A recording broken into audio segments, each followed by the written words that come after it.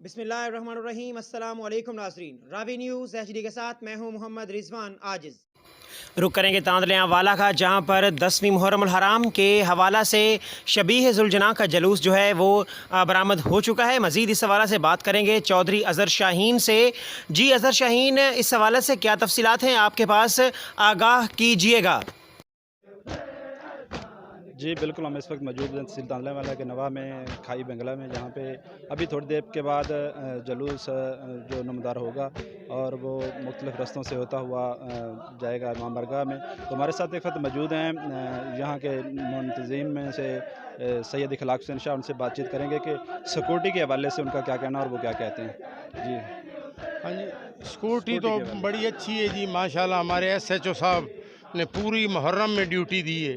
DSP साहब नासिर मुश्ताक साहब हैं, वो भी पूरे मुहर्रम में रहें।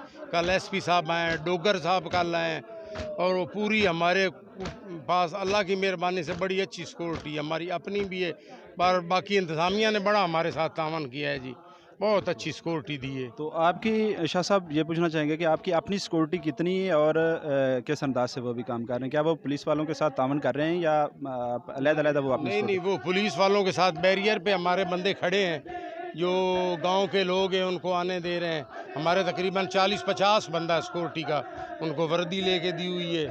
बाकी अमन अमान को कंट्रोल करने के लिए वो ठीक कर रहे हैं इंतजाम। पुलिस वालों के साथ भी हैं, पुलिस वालों ने साथ लिया है कि हमारे साथ रहें, ताकि उनको पता हो कि हमारे गांव में गांव के बंदों को आगे आने जा दे रहे हैं। और बाकी जो लोग हैं उनके पास उन्होंने स्टैंड बनाया है, पुलिस वालों ने बनवाया है, वो मोटरसाइकिल वगैरह हर चीज़ उधर खड़ी है। तो माशाल्लाह पुलिस का बड़ा अच्छा हमारे साथ तामन है जी। जी, बहुत शुक्रिया। ये थे सैयद इखलाक हुसैन शाह और सिक्योरिटी के बारे में बता रहे थे। तो आपने जाना कि यहाँ पे सिक्योरिटी के हालात बहुत ही अच्छे हैं और उम्मीद करते हैं कि इंशाल्लाह ये जुलूस जो है ये अमन अमान तरीके से अपनी तकमील को पहुँच जाएगा। जी।